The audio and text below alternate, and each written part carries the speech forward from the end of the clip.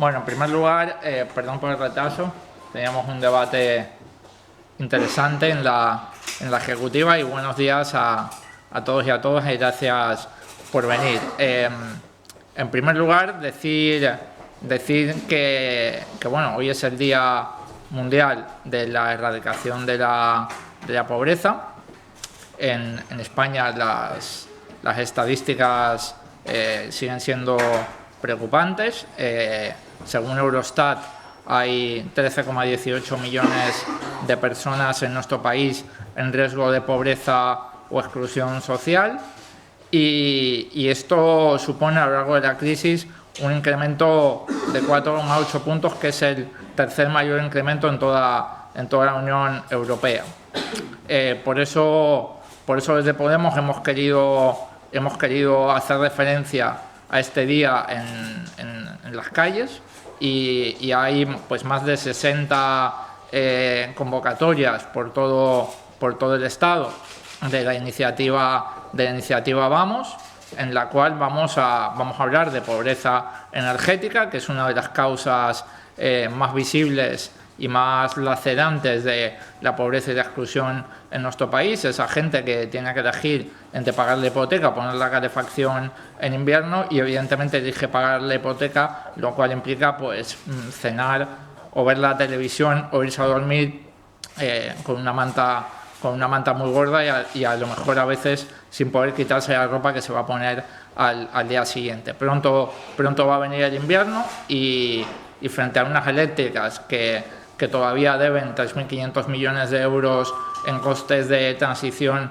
a la competencia, que son profusas en producir jubilaciones doradas para altos cargos políticos mediante las puertas giratorias y que han subido la factura de la luz en nuestro país mucho más que en el resto de la Unión Europea porcentualmente, a la vez que tienen beneficios millonarios cada trimestre, pues hay millones de personas en nuestro país que no pueden poner la calefacción o que tienen problemas para pagar la tarifa de la luz. Vamos a salir a las calles a denunciar esto, como digo, como parte de la iniciativa Vamos y de hecho como lanzamiento de la iniciativa, y en concreto hoy a las 7 de la tarde estará, como ya sabéis, Pablo Iglesias en la Plaza del 2 de Mayo, pues visibilizando este problema, el cual estamos intentando solventar no solamente mediante iniciativas parlamentarias, sino también visibilizándolo, que a veces es lo que consigue torcerle la mano a un gobierno tan poco sensibilizado con este tipo de cosas como el que tenemos en funciones y como el que todo apunta que vamos a tener en unos días cuando el PSOE acabe de decidirse. Decir también que hemos estado hablando de dos cosas importantes que se van a debatir esta semana en el Congreso de los Diputados. Una de ellas es la ley de estabilidad presupuestaria, que, como sabéis, es la traducción legislativa de los mandatos de la Troika y del artículo 135 de nuestra Constitución, reformado en aquella noche de agosto por el PSOE y el Partido Popular, y en que básicamente supone subordinar la economía de nuestro país a los intereses de los grandes capitales y de los grandes grupos financieros. Cuando uno hace esto y subordina la economía de un país a los intereses de los grandes capitales y los grandes grupos financieros, se olvida de otros criterios que deberían regir las economías de los países, como pueden ser la tasa de desempleo o la tasa de pobreza en este caso. Nosotros pensamos que no solamente es inmoral, sino que además es profundamente ineficaz no tener en cuenta la realidad social de un país a la hora de decidir la política económica, y por eso a lo largo de esta semana vamos a presentar un buen número de enmiendas a la ley de estabilidad presupuestaria, como por ejemplo una enmienda que tendrá que ver con que nosotros pensamos que no se debería aplicar esta ley en un país de la Unión Europea que tenga más de un 10% de desempleo, por los dos motivos que he comentado anteriormente. Primero, porque no es ético y moral hacerlo, y segundo, porque no es eficaz, porque ya está demostrado que en medio de una recesión hay que hacer políticas expansivas, y no creo que nadie considere que uno sale de la crisis cuando todavía tiene una tasa de desempleo elevadísima como la que tenemos en España. En segundo lugar, y otra ley importante que vamos a debatir en el Congreso de los Diputados esta semana, es la modificación de la LOREG. Como también sabéis, el Partido Popular ha planteado pues una chapuza, ha planteado una modificación de urgencia de la LOREG con el único objetivo de solventar aquella macarrada que hizo el señor Rajoy de intentar poner la convocatoria de unas posibles terceras elecciones en Navidad.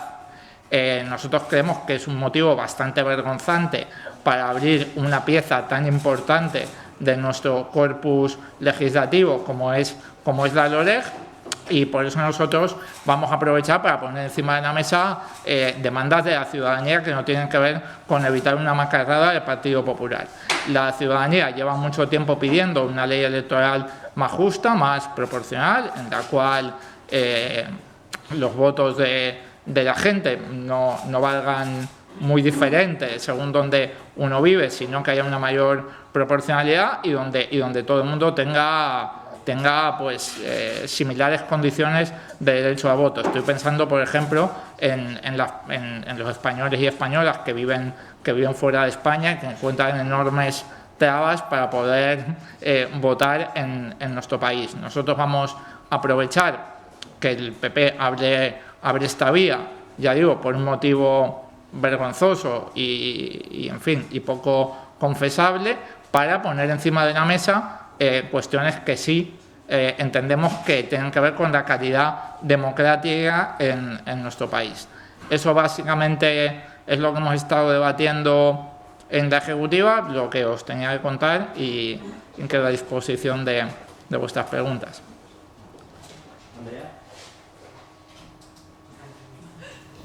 Hola, sí, específicamente sobre esto de la LOREG, me gustaría saber en concreto qué enmiendas se van a presentar y qué opina Podemos o qué va a hacer Podemos en cuanto a la enmienda que también va a proponer Esquerra sobre el voto a los 16 años. Y en segundo lugar, cambiando de tema, me gustaría saber si ha habido algún tipo de contacto con la gestora del PSOE. Gracias. Sí, empiezo por el final. No ha habido ningún contacto con la gestora del PSOE. De todas maneras, creo que la gestora del PSOE está en otras cosas en estos momentos, está más bien preparando la abstención del Partido Socialista, lamentablemente, para investir a Mariano Rajoy. Y respecto de los detalles de las enmiendas, la verdad es que no los hemos discutido en la Ejecutiva, y además todavía se está negociando en el grupo parlamentario estos detalles, con lo cual no te puedo dar más información. De todas maneras, seguramente el grupo parlamentario en los próximos días os contará exactamente qué enmiendas vamos a presentar. Como digo, tienen que ver con dos ejes: básicamente igualar el derecho a voto entre todos los ciudadanos que deberían tener derecho a él, y con ir hacia una mayor proporcionalidad en nuestro sistema electoral. Los detalles concretos no los conozco, y de todas maneras el grupo parlamentario los dará a lo largo de la semana. Hola, buenos días.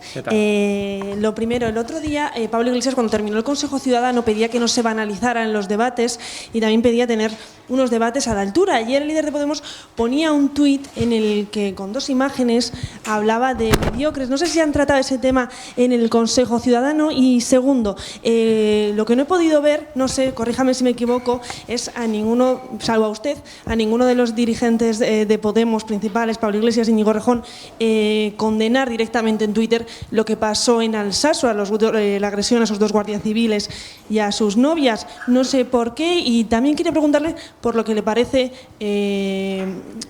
la falta de condena de Sortu y también pues que dijeran como que fue una provocación de los guardias civiles. Muchas gracias. Sí, empiezo por el final. La permanente duda sobre la condena de Podemos a este tipo de actos creo que ofende la inteligencia, sinceramente. Los condenamos cada vez que ocurren, yo y todos los portavoces de Podemos, y de hecho Pablo Iglesias explicó en Twitter, no sé si esta mañana o ayer, lo he visto yo hoy, que desde Podemos Navarra se había hecho una condena y que por lo tanto esas noticias que decían que no se habían hecho no eran noticias sino otro tipo de objetos informativos, por utilizar un eufemismo. Respecto de que una fuerza política no condene una agresión a dos agentes, pues evidentemente nos parece mal. Y respecto de la banalización del debate, yo creo que los debates son profundos en Podemos. Creo que el Consejo Ciudadano Estatal el otro día así lo demostró. Fue un debate muy analítico y yo creo que muy útil para analizar hacia dónde va el tablero político en nuestro país. Y es verdad que en Twitter es difícil tener debates de profundidad, pero es por una limitación de la propia herramienta tecnológica que nos obliga a escribir solamente 140 caracteres. Creo que es imposible juzgar la profundidad de los debates que hay en Podemos mirando tweets. Hola, buenos días. Volviendo al tema parlamentario, quería saber en concreto sobre la Ley de Estabilidad Presupuestaria, qué van a votar mañana en la toma en consideración y el jueves cuando se vote ya la ley una vez pasado el trámite de enmiendas. Lo digo porque Izquierda Unida ya ha dicho que va a votar que no el martes y el jueves y querría saber si se podría dar por primera vez un caso de que voten distinto los 71 diputados de Unidos Podemos, los diputados del grupo de Unidos Podemos. Y luego saber si había un debate, si hay dentro del partido gente que sería partidaria de abstenerse o si hay distintas posiciones, porque esta ley en concreto, yendo a lo práctico, más allá de las enmiendas, es la que va a actualizar el límite de endeudamiento de las comunidades autónomas que están pendientes de ello para poder endeudarse. Gracias. Correcto. Está exactamente ahí el debate, todavía no está decidido el sentido del voto. En cualquier caso, lo que sí hay, más allá del sentido del voto, es una coincidencia en el análisis con los compañeros de Izquierda Unida.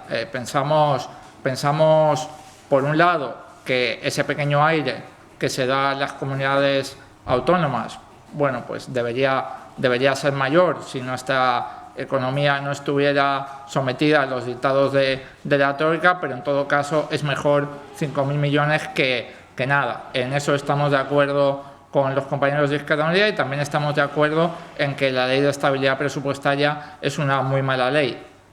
Lo que todavía no hemos decidido es el sentido del voto, pero está precisamente ahí el debate, en ese poquito de aire que esta mala ley da a las comunidades autónomas que tan necesitadas están de ese aire, básicamente, y desde nuestro punto de vista, porque es el nivel de administración que gestiona cosas como la sanidad, la educación o la dependencia. No es meramente dar aire a un cierto nivel de la administración pública, sino que es darle aire a un nivel de la administración pública que gestiona servicios públicos fundamentales para la gente que peor lo está pasando en estos momentos.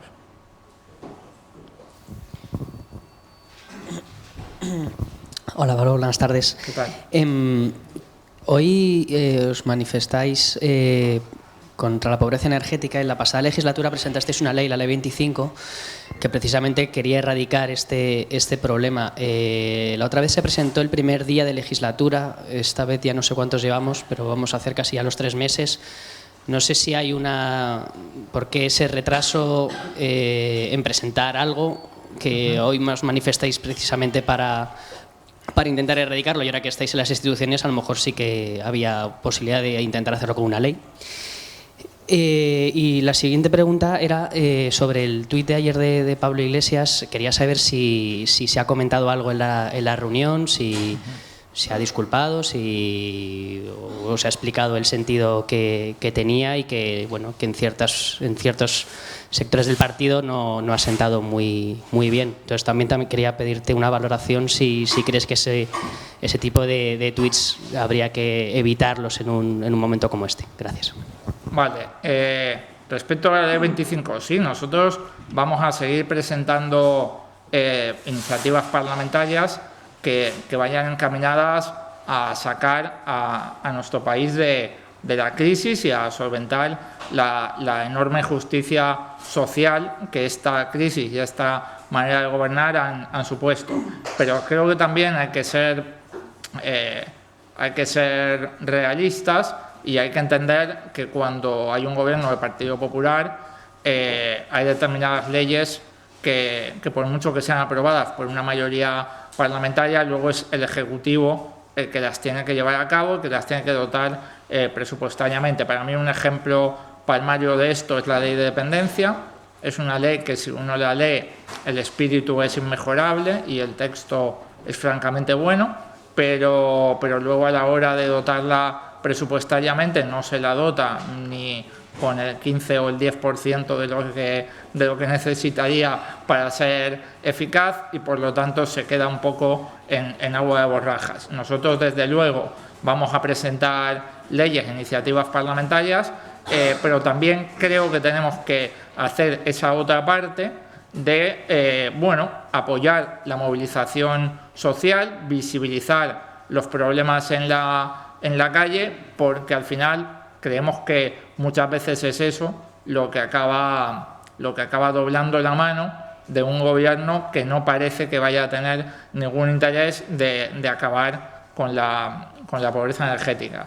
Respecto del tuit de los gestos con la mano, yo como no puedo levantar la mano, no me meto afortunadamente en esos líos. Supongo que por eso se me pidió que sea secretario de organización, así que tampoco tengo mucho más que opinar. En la ejecutiva hemos hablado, pero en términos muy abstractos, digamos, del debate de fondo, y es que, pero que es un debate, en fin, creo que no es muy interesante para la ciudadanía, y es que tanto los símbolos como los eslóganes o los cánticos pues vienen de lejos y no los hemos inventado la gente de Podemos. El sí se puede tiene que ver con una lucha de granjeros en Arizona en los años 70 y luego lo hemos recogido nosotros, antes que nosotros la PA, por supuesto, y antes otros movimientos sociales, y el luchar, crear poder popular tiene que ver con la unidad popular en el Chile de Allende. Es un debate un poco académico, no sé si tiene mucho interés para la ciudadanía, pero en estos términos hemos abordado este debate. Sí, ¿qué tal? Buenas tardes. Dos preguntas. La primera, la semana pasada en Mérida, en un acto en Mérida, Pablo Iglesias dio la sensación de que Podemos encara un cambio, llevan ustedes debatiéndolo meses, pero que está a punto de cambiar, de encarar ese cambio de fase, ¿no? de etapa. Un ejemplo es que, jubiló de alguna forma o enterró ese lema fundacional, ese sí se puede, y rescató el de Allende, el de Salvador Allende, de luchar, crear poder popular. Y hubo referencias a la huelga general y a los movimientos sociales.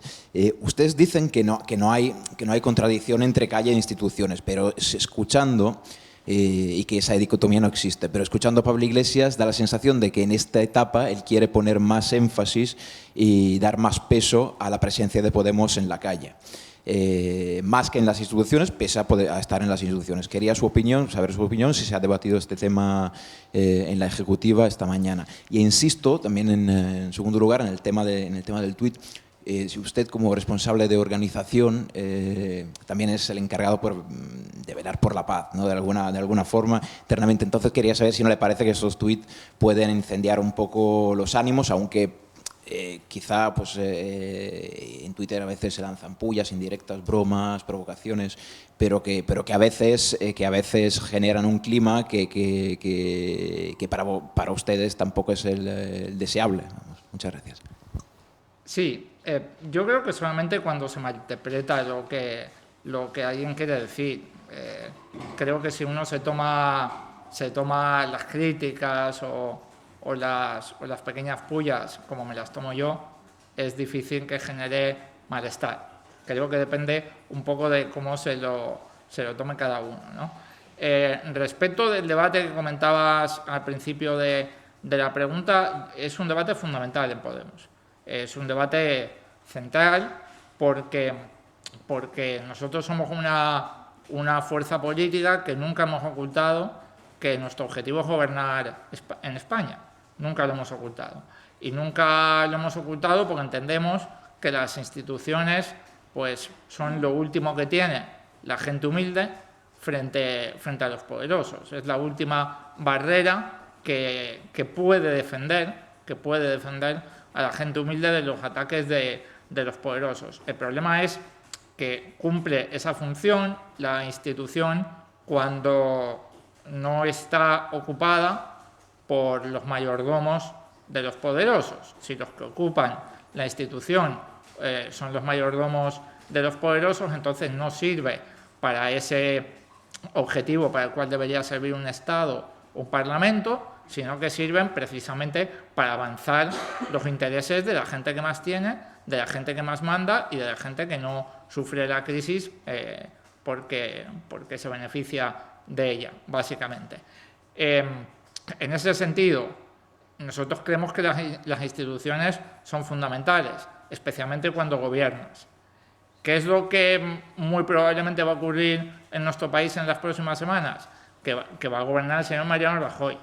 El señor Mariano Rajoy no solamente es el máximo responsable político de la corrupción más vergonzante que ha habido en nuestro país en las últimas décadas, sino que además es el responsable de una política económica que ha fracasado y que ha causado mucho sufrimiento y mucha incertidumbre en mucha gente. Con lo cual nosotros entendemos que hay que estar en las instituciones, que hay que trabajar en las instituciones como el que más, pero también somos realistas y decimos que si gobierna el señor Mariano Rajoy, también tenemos que estar afuera de las instituciones defendiendo a esa gente que va a sufrir las decisiones de un gobierno del Partido Popular. Por eso entendemos que ahora hay que poner mucho énfasis en el afuera de las instituciones, por supuesto sin dejar de lado nuestras obligaciones en ellas, como las dos que acabo de poner encima de la mesa en esta rueda de prensa, como pueden ser la Ley de Estabilidad Presupuestaria, nodo de la política económica neoliberal de la Unión Europea y del Partido Popular, o la LOREG, nodo del sistema de derechos democráticos en nuestro país. Vamos a hacer las dos cosas. Cuando vengan leyes importantes que afecten a la ciudadanía, enmendarlas, votar a favor o en contra, según si entendemos que son buenas o malas para la gente, y estar más en la calle, porque con un gobierno del Partido Popular seguramente los conflictos sociales cobrarán mucha importancia, seguramente la gente pues no verá satisfechas sus esperanzas de tener una vida mejor y porque la mayor parte de la vida ocurre fuera de los parlamentos y por lo tanto creo que es evidente que es ahí donde tiene que estar cualquiera que quiera cambiar la sociedad, además de estar en las instituciones. Hola, buenos días. ¿Qué tal? Yo quería insistir en el tema del tuit de ayer de Pablo Iglesias. ¿No cree usted que, sobre todo la militancia, está ya cansada de estos dimes y diretes, como ayer se veía en Twitter? Pues la verdad es que ningún militante me ha dicho que esté cansado de estos tuits. Me lo preguntáis mucho los periodistas y yo encantado de que lo hagáis, pero la verdad es que ningún militante me ha hablado de esto. También es verdad que es un tuit de ayer, a lo mejor algún militante me lo comenta algo del día de hoy, pero las únicas preguntas que he recibido son de la prensa que me parecen muy bien, muy legítimas. Pero entonces sí que se veía un cierto hartazgo de todo esto, ¿no? No investigué en la red social, no lo sé, lo digo con toda sinceridad, lo digo con toda sinceridad, no lo sé. ¿Qué tal, Pablo? Sí. Sobre la ley de estabilidad presupuestaria, quería saber de qué depende el sentido del voto del jueves de los diputados de Podemos. Si, como explicaba la compañera, los diputados de Izquierda Unida han dicho que van a votar que no seguro y ustedes no han decidido todavía el sentido de su voto, ¿de qué depende el sentido del voto? Y en cuanto a los tuits y el debate en Podemos, decía usted antes que el debate dentro de Podemos es mucho más rico, más intenso que lo que es un tuit. Son dos preguntas. ¿No cree que llevar ese debate, que es muy rico, muy intenso, a un tuit es banalizar el debate, que es precisamente una cosa que el propio Pablo Iglesias ha pedido que no se haga desde hace un mes por lo menos en varios foros? Y segundo, ¿cómo podemos los periodistas y los ciudadanos conocer la profundidad de ese debate si el debate en el Consejo Ciudadano es a puerta cerrada y solo nos llega lo que vemos a través de redes sociales, etcétera, ¿no? O sea, ¿cómo podemos llegar a valorar la profundidad de ese debate que es tan rico en un Consejo Ciudadano en el que hay mucha gente y muchas intervenciones, si es encerrado y luego eso no se traslada de ninguna manera al exterior? Gracias. Sí. Respecto de la primera pregunta, el sentido de voto depende de un debate que se va a tener en la dirección del grupo parlamentario, en el grupo parlamentario. No depende de nada, de ninguna enmienda o de ninguna decisión especial, sino de un debate. Y precisamente tiene que ver con la pregunta que se me hacía al principio. Cuando una ley es fundamentalmente mala, pero tiene un punto que es un poquito menos malo, como es pues dar 5.000 millones de euros de aire a las comunidades autónomas, cualquier formación política que piense esto de esa ley se debate entre el no y la abstención. Es algo habitual. Si una ley es completamente mala, el no está claro, y si una ley es fundamentalmente mala, pero tiene una parte que es un poquito buena, hay un debate entre el no y la abstención que no cambia lo que pensamos de la ley y lo que pensamos de los 5.000 millones de aire a las comunidades autónomas, pero sí que tiene cierta carga simbólica y es por eso que hay un debate sobre el sentido de voto, aunque estemos de acuerdo respecto de qué significa la ley y qué significa ese pequeño aire a las comunidades autónomas. Respecto de cómo conocer el debate en profundidad, yo creo, y creo que no me equivoco en esto, que Podemos es la formación política que más artículos produce, que más vídeos en YouTube produce, que más eventos públicos hace en el cual todos los portavoces expresan sus visiones, y creo que por lo tanto es la formación política de la cual los ciudadanos pueden saber más a golpe de un mero clic, de simplemente entrar en el canal de YouTube de Podemos o leer los artículos que todos los portavoces escribimos o todas las entrevistas que damos. Creo que en ese sentido el debate difícilmente puede ser más abierto.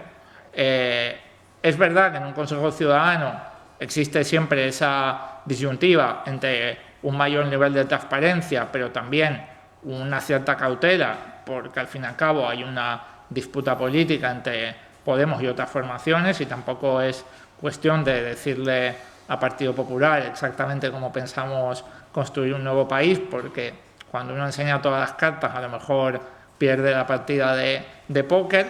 Es verdad que esa disyuntiva siempre está ahí, pero también es verdad que en el último Consejo Ciudadano, al acabar, el propio Pablo reconocía que el debate había sido tan fructífero y tan constructivo que perfectamente podríamos haberlo emitido en streaming. También creo que eso tiene que ver con que la situación estratégica estaba más clara, en el sentido de que todo apunta a que va a gobernar el Partido Popular y por lo tanto no existía este componente de enseñarle las cartas de la mano de póker al adversario político, porque básicamente la situación ya estaba decidida y no dependía de nosotros. Pero bueno, esa componente siempre está ahí y en todo caso creo que el nivel de publicidad y de apertura del debate en Podemos es históricamente alto si lo comparamos con el debate que tienen otras formaciones políticas, que yo mismo a veces no sé cuál es. Sí. Buenos días. Quería preguntarle, por un lado, ¿no?, esta nueva estrategia de estar más en la calle, porque dice usted que es la forma de hacerle torcer un poco la mano al Gobierno así. ¿En qué se concretará y cómo se le dará forma? Si la iniciativa Vamos se va a limitar simplemente a estos actos para reivindicar y mostrar las propuestas de Podemos en contra de la pobreza energética, o va a ser un instrumento que vaya un poco más allá de movilización, ¿no? Y por otro lado, yéndonos a su ámbito en Aragón, se está llevando a cabo un proceso de modificación de documentos y, entre otras muchas cuestiones, se consultará también cuál es la relación con el PSOE, si hay que entrar en el gobierno de Lambán o no. No sé cuál sería su postura individual respecto a este punto en concreto. Sí, respecto a lo primero, respecto de Vamos, por ir a los puntos concretos, además de movilizaciones que tienen que ver con visibilizar un problema, con que la gente conozca los datos, las leyes que afectan a ese problema y con que la gente afectada por ese problema pueda tener un espacio de visibilización, la iniciativa Vamos también busca que la gente de Podemos pueda intervenir en la sociedad en el día a día.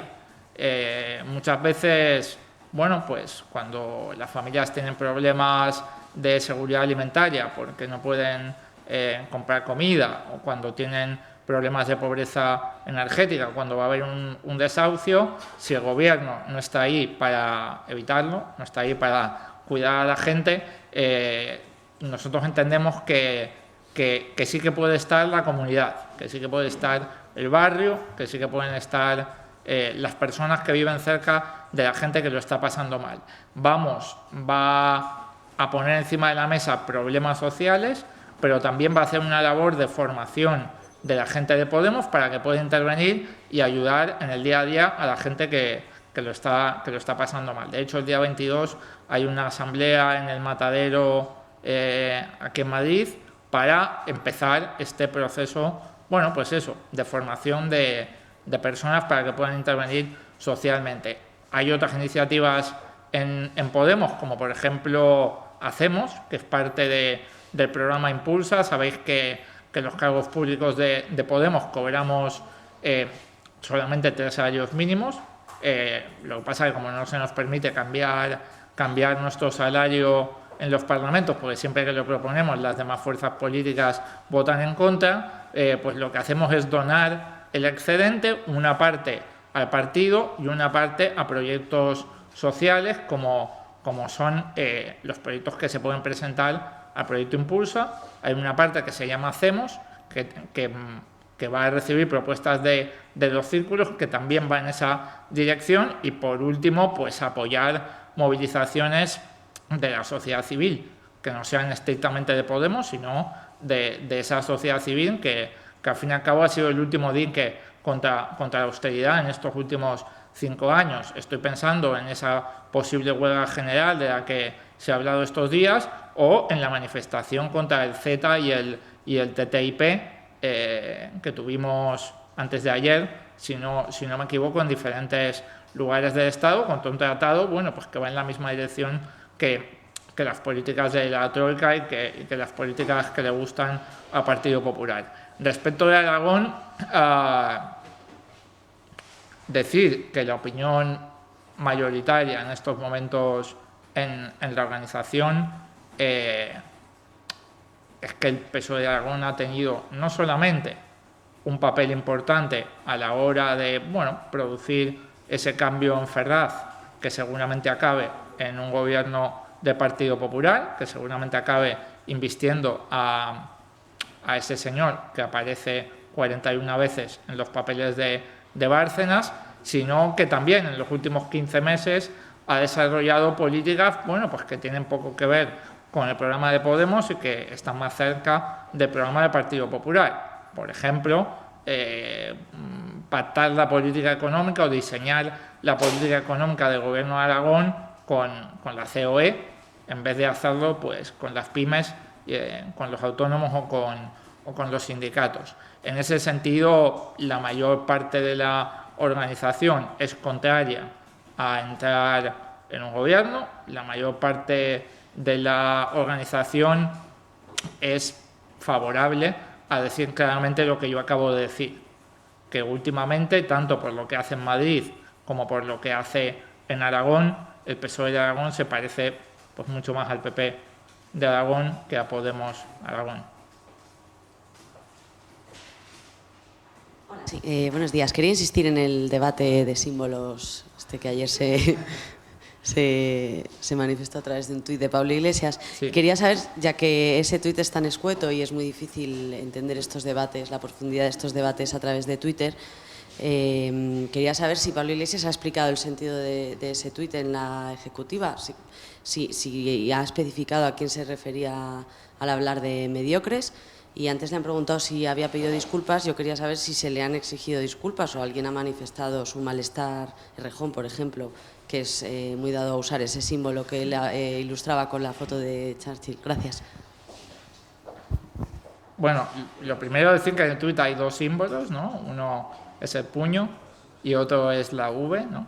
El puño, bueno, pues tiene una larga historia. Por ejemplo, las llamadas panteras negras, ¿no? Lo hacían, y la V también tiene una larga historia. No solamente lo hacía Churchill, sino que también lo hacían, por ejemplo, los arqueros ingleses, desafiando al ejército francés que les cortaba los dedos a los arqueros cuando los capturaba, ¿no? El sentido profundo del tuit, yo creo que tiene que ver precisamente con no simplificar el debate, es decir, con no convertir el debate en una dicotomía de símbolos, ¿no? Con poner encima de la mesa que tanto los cánticos como los símbolos tienen historia, y que esa historia es compleja, y en que si intentamos simplificar el debate dándole un único significado a un cántico o a un símbolo, pues caemos en el error de simplificar el debate. Eso básicamente es lo que yo entiendo que Pablo quería decir en el tuit, y básicamente eso. ¿Puedo preguntar? Sí. Entonces, ¿se puede interpretar esto como una especie de aviso a los sectores que más afines, ¿no? A Errejón, que critican que se está dando un viraje hacia la izquierda tradicional, hacia símbolos del pasado por parte de Pablo Iglesias y sus afines? No, para nada. Yo creo que se trata de un llamamiento a compañeros, no simplifiquemos el debate. En el sentido de, si lo ponemos en términos de símbolos, no olvidemos que todos los símbolos tienen una historia, con lo cual es imposible sustraerse a ella, y que tampoco son tan sencillos, sino que son mucho más complejos. Yo creo que es fundamentalmente un llamamiento a no simplificar el debate y a no pensar que el sí se puede, o el luchar, crear poder popular, o el puño o la V son objetos unidimensionales en base a los cuales construir una confrontación que no tenga sentido político, ¿no? Creo que básicamente es un llamamiento a no simplificar el debate. Sí, ¿qué tal? Quiero preguntar por otra cosa. Quiero preguntar si... Esta mañana, por lo visto, Diego Cañamero ha dicho que él piensa votar en contra a favor del suplicatorio a Francesc Homs, porque de tal manera le daría un privilegio que no tienen otros ciudadanos para el que le da su aforamiento. Entonces quiero preguntar si pensáis hablarlo con él, amablemente, como el PSOE con el PSC, con los diputados díscolos, o si pensáis, no sé, si planteáis tipos con denuncias, multas o esas cosas, o si, cómo se puede conciliar el hecho de que, pues, todos estáis de acuerdo, supongo, en que no haya privilegios para los políticos, con el hecho de que se judicialice la política, con lo que también estáis vosotros en contra, supongo, incluido Cañamero. Gracias. Claro. Sí, la verdad es que no conocía las declaraciones del compañero Diego Cañamero, al que además respeto y admiro muchísimo. En cualquier caso, creo que cuando nosotros tenemos diputados, como por ejemplo Jorge Luis Bail, que es de mi casa, que es de Huesca, que intentan, en la medida en que le dejan, renunciar a los privilegios como el aforamiento, cuando en este caso, como es el caso de Jorge Luis, se le juzga por hacer una manifestación pacífica, pero en todo caso se le juzga. Creo que es evidente que nosotros no estamos a favor de los privilegios de la clase política, y creo que es evidente que en cuanto las demás fuerzas estén de acuerdo con nosotros en que hay que suprimir los aforamientos serán suprimidos.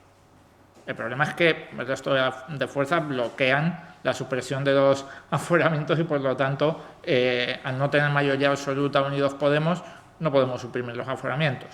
Eso por un lado, es decir, creo que no cabe duda respecto de que Unidos Podemos está en contra de los aforamientos, incluso intentamos renunciar a ellos cada vez que se puede o que toca hacerlo. En el otro sentido, decir que nosotros también somos claros. Nosotros no nos parecería mal ningún tipo de iniciativa judicial o política que pase por investigar la corrupción en Convergencia y Unión, ahora llamada PDC. Estaríamos encantados y pondríamos toda nuestra fuerza detrás de que se investiguen los casos de corrupción de esta formación política, pero no nos parece bien que se judicialice algo como sacar unas urnas a la calle.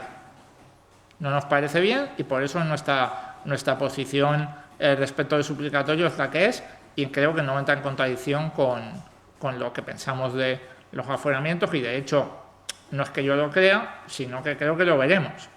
Cuando haya una mayoría a favor de suprimir los aforamientos, se suprimirán, y en esa mayoría estará Unidos Podemos. El problema es que todavía no la hay, y de la misma manera que no nos dejan bajarnos los salarios a nosotros mismos porque no se lo quieren bajar ellos, pues tampoco nos dejan quitarnos los aforamientos a nosotros mismos porque no se lo quieren quitar ellos. Bueno, muchas gracias.